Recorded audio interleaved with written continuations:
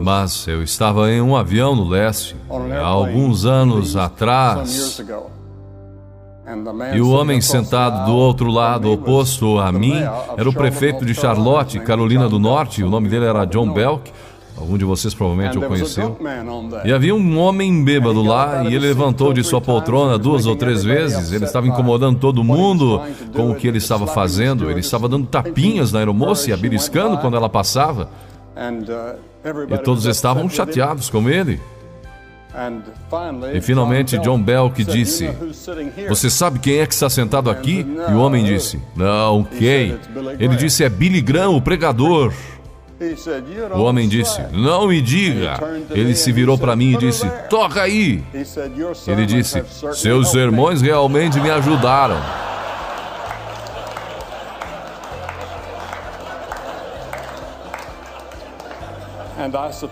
E eu suponho que isso seja verdade para milhares de pessoas.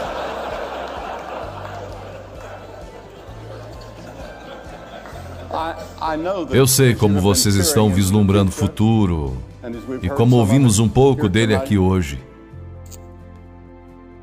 Eu gostaria de viver nesta época e ver como seria,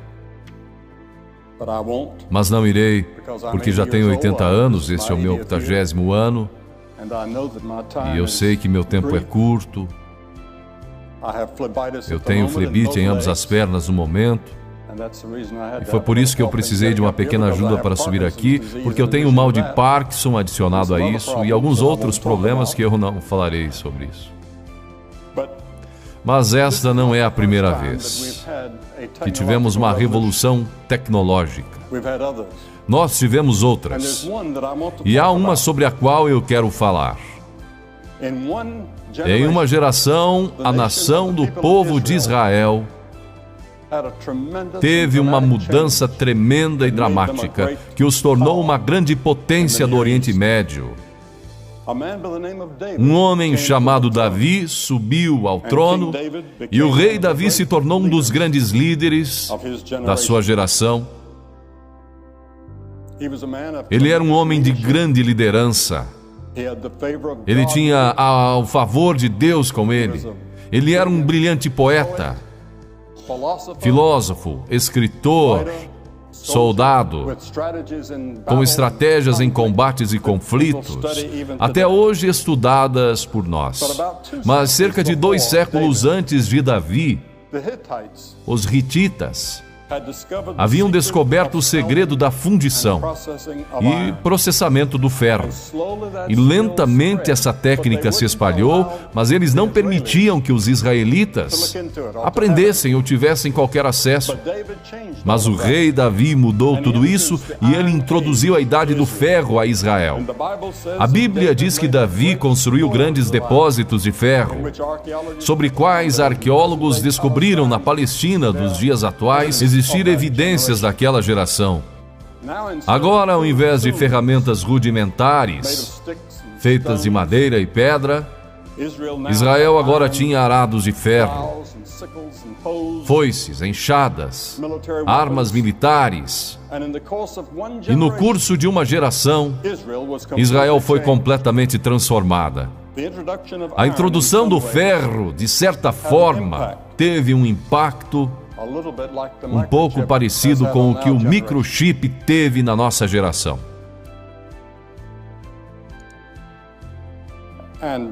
E Davi descobriu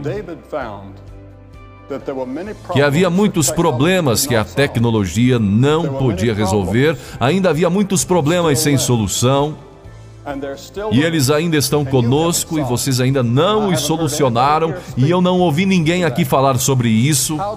Como solucionamos esses 3 problemas que eu gostaria de mencionar? O primeiro que Davi viu era o mal do ser humano. De onde ele vem? Como resolvemos isso? Inúmeras vezes no livro de Salmos, que Gladstone diz ser o maior livro do mundo, Davi descreve o mal da raça humana, e ainda assim ele diz: Ele restaura minha alma. Você já pensou que contradição os seres humanos são? Por um lado, podemos penetrar fundo nos segredos do universo e dramaticamente alargar as fronteiras da tecnologia, como essa conferência demonstra claramente. Nós já vimos o fundo do oceano 3 milhas abaixo, ou galáxias a milhares de bilhões de anos-luz no futuro. Mas, por outro lado, algo está errado.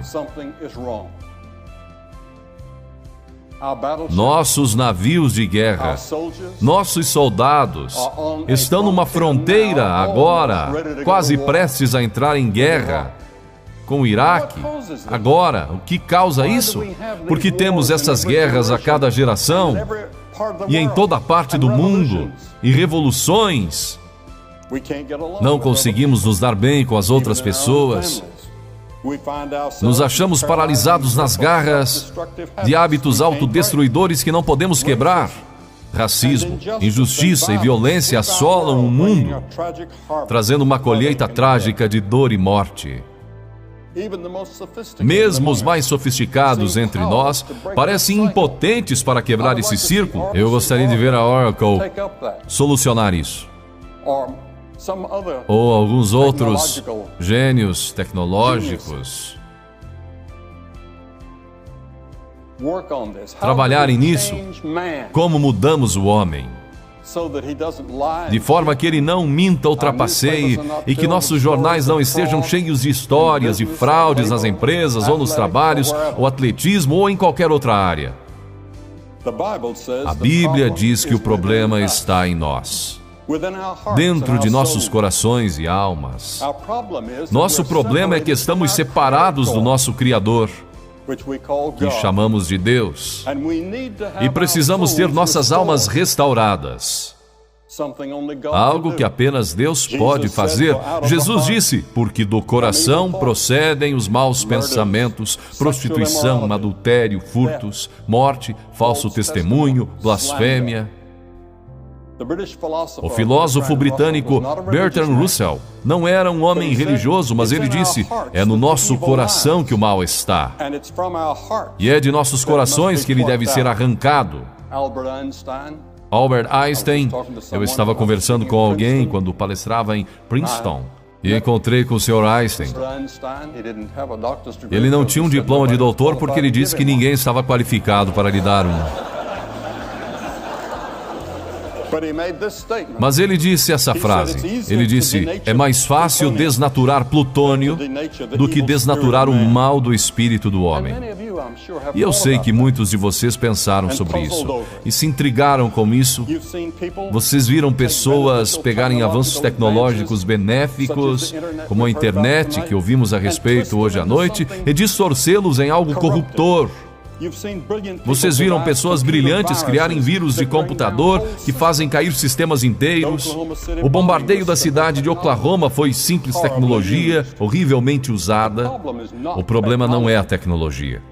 O problema é a pessoa ou pessoas usando-a. O rei Davi disse que ele conhecia as profundezas de sua própria alma. Ele não poderia se libertar de problemas sociais e pecados pessoais, que incluíam assassinato e adultério. No entanto, o rei Davi buscou o perdão de Deus e disse: tu restauras minha alma. Vejam vocês, a Bíblia ensina que nós somos mais do que um corpo e uma mente. Nós somos uma alma.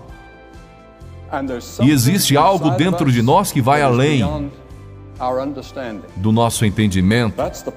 Essa é a parte de nós que anseia por Deus ou por algo mais do que encontramos na tecnologia. A sua alma é a sua parte que anseia por significado na vida e que busca por algo além dessa vida. E é a parte de você que realmente anseia por Deus. Eu percebo que jovens ao redor do mundo procuram por algo. Eles não sabem o que são. Eu falo em muitas universidades. E eu tenho muitos períodos de perguntas e respostas. E seja em Cambridge ou Harvard, ou Oxford. Eu falei em todas essas universidades. Eu estou indo para Harvard daqui a cerca de 2 meses, contando esse, para dar uma palestra, e me farão as mesmas perguntas que me fizeram na última vez que eu estive lá. E elas serão essas questões. De onde eu vim? Por que estou aqui? Para onde eu irei? Qual o sentido da vida? Por que eu estou aqui? Mesmo se você não tem religião, existem ocasiões quando você pensa que existe algo mais. Thomas Edison também disse: quando você vê tudo o que acontece no mundo da ciência e no funcionamento do universo, você não pode negar que existe um comandante na ponte. Eu lembro uma vez, me sentei ao lado da senhora Gorbachev num jantar na Casa Branca e fui até o embaixador Dobrynin, quem eu conheço muito bem. Eu estive na Rússia por várias vezes durante o comunismo. Eles me deram uma liberdade maravilhosa que eu não esperava. E eu conheci o Sr. Dobrynin muito bem e eu disse: eu vou me sentar ao lado da Sra. Gorbachev hoje à noite sobre o que eu devo conversar com ela. E ele me surpreendeu com a resposta. Ele disse: fale sobre religião e filosofia com ela. Isso é no que ela está realmente interessada. Eu estava um pouco surpreso, mas naquela noite foi sobre o que conversamos. E foi uma conversa estimulante. E depois ela disse: o Senhor sabe, eu sou uma ateia, mas eu sei que existe algo lá em cima maior do que nós. O segundo problema que o rei Davi percebeu que ele não podia resolver era o problema do sofrimento humano. O escritor do livro mais antigo do mundo foi Jó. E ele disse: mas o homem nasce para a tribulação como as faíscas se levantam para voar. Sim, certamente a ciência fez muito para retardar certos tipos de sofrimentos humanos, mas eu, em poucos meses, terei 80 anos de idade. Eu admito que sou grato por todos os avanços médicos que me mantiveram com saúde relativamente boa todos esses anos. Meus médicos na clínica Mayo me desencorajaram a vir nesta viagem para estar aqui. Eu não dou uma palestra há quase 4 meses. E quando você fala tanto quanto eu, de 3 a 4 vezes por dia, você fica enferrujado. É por isso que eu estou usando este palanque e usando essas notas. Toda vez que vocês me ouvem na televisão ou em algum lugar, eu estou improvisando. Eu não estou lendo, eu nunca leio um pronunciamento. Eu nunca leio um discurso, uma fala ou uma palestra. Eu falo de improviso. Mas essa noite eu tenho umas notas aqui, caso eu comece a esquecer, o que acontece às vezes. E eu tenho algo onde posso olhar. Mas mesmo aqui entre nós, em muitas, nas sociedades mais avançadas do mundo, nós temos pobreza, nós temos famílias que se destroem, amigos que nos traem, pressões psicológicas insuportáveis pesam sobre nós. Eu nunca encontrei uma pessoa no mundo que não tivesse um problema ou uma preocupação. Por que sofremos? É uma pergunta antiga que nós não respondemos.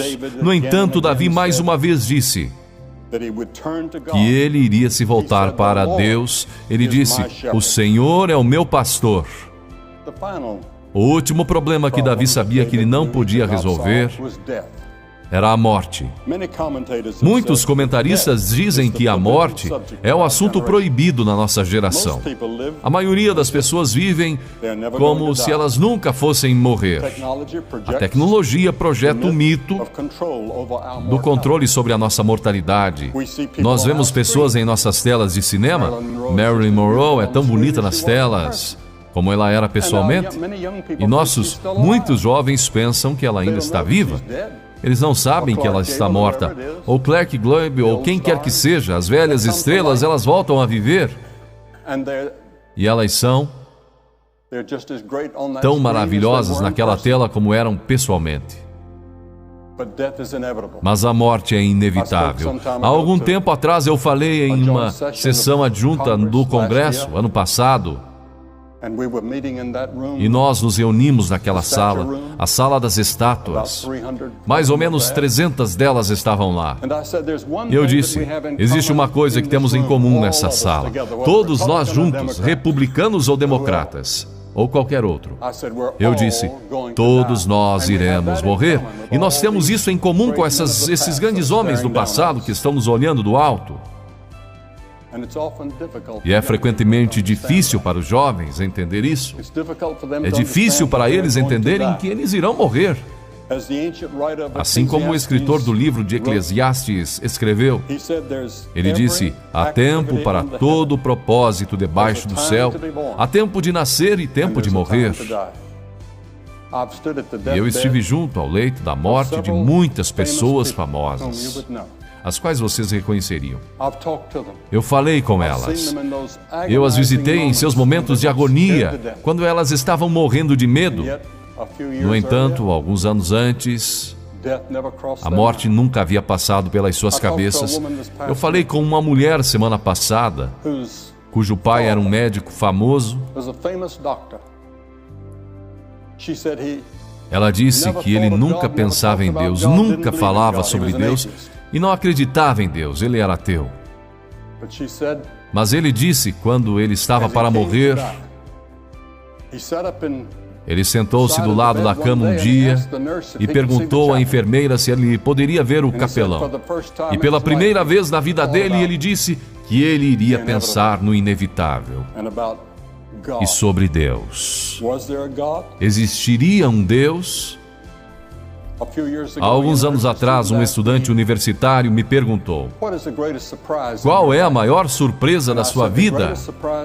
Eu disse: a maior surpresa da minha vida é a brevidade da vida. Ela passa tão rápido.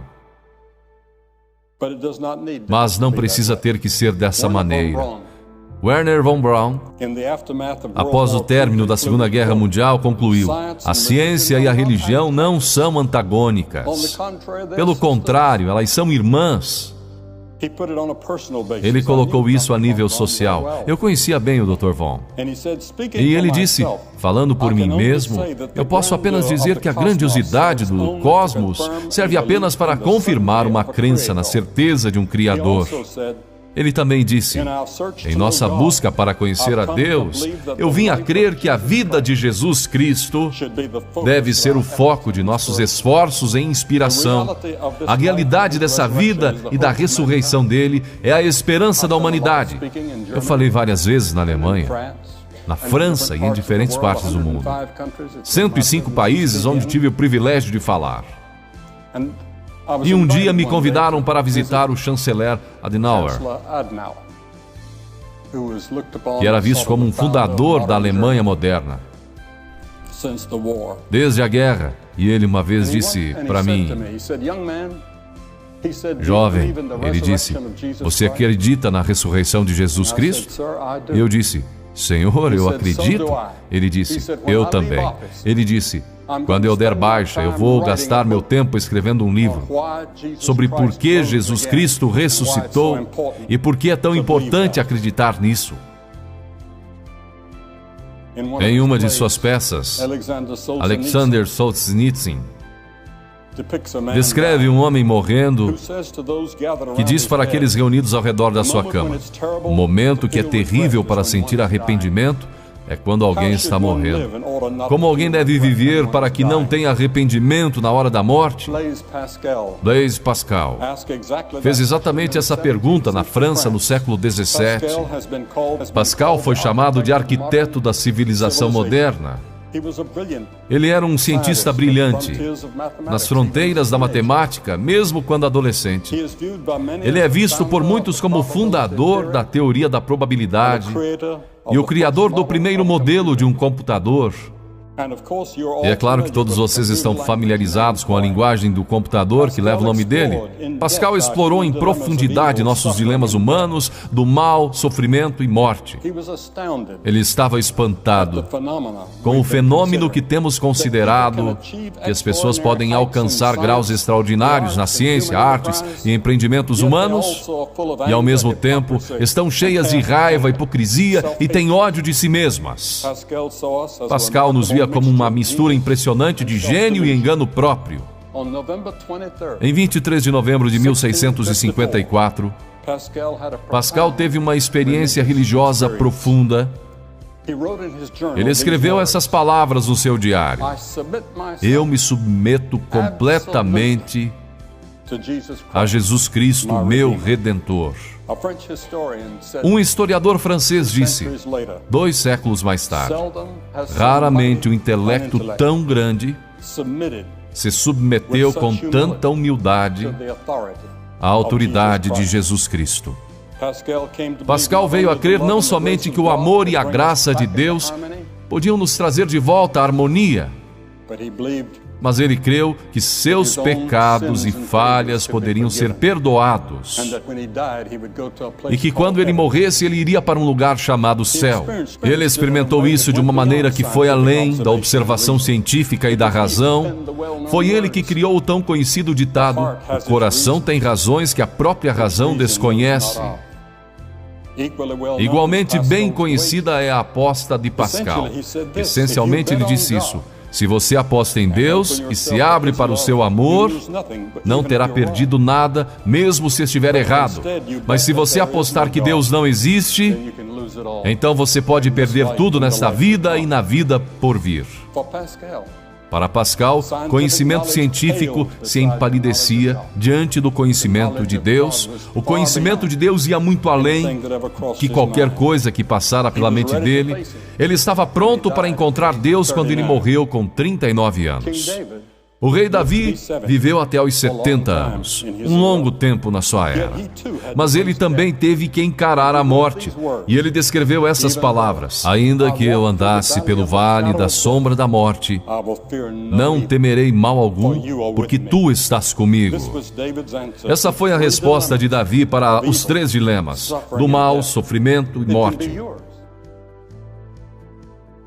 Esta pode ser a sua também, quando você busca o Deus vivo e permite que Ele preencha a sua vida e lhe dá esperança para o futuro. Quando eu tinha 17 anos de idade, eu fui nascido e educado numa fazenda da Carolina do Norte. Eu ordenhava vacas toda manhã e tinha que ordenar as mesmas vacas todas as noites quando eu chegava da escola. E havia 20 delas que eu tinha, pelas quais eu era responsável. E eu trabalhava na fazenda e tentava não ficar atrás dos meus estudos. Eu não tirava boas notas do colégio. Eu não as tirava na universidade. Até que algo aconteceu no meu coração. Um dia eu me encontrei cara a cara com Cristo. Ele disse: eu sou o caminho, a verdade e a vida. Você pode imaginar isso? Eu sou a verdade. Eu sou a personificação de toda a verdade. Ele era um mentiroso? Ou ele era um louco? Ou ele era o que ele alegava ser? O que ele era? Eu tinha que fazer aquela decisão. Eu não podia provar isso. Eu não podia levar isso a um laboratório e fazer experiências com isso. Mas pela fé eu disse: eu acredito nele. E ele entrou em meu coração e mudou a minha vida. E agora eu estou pronto para quando eu ouvir aquele chamado para entrar na presença de Deus. Obrigado e Deus abençoe todos vocês.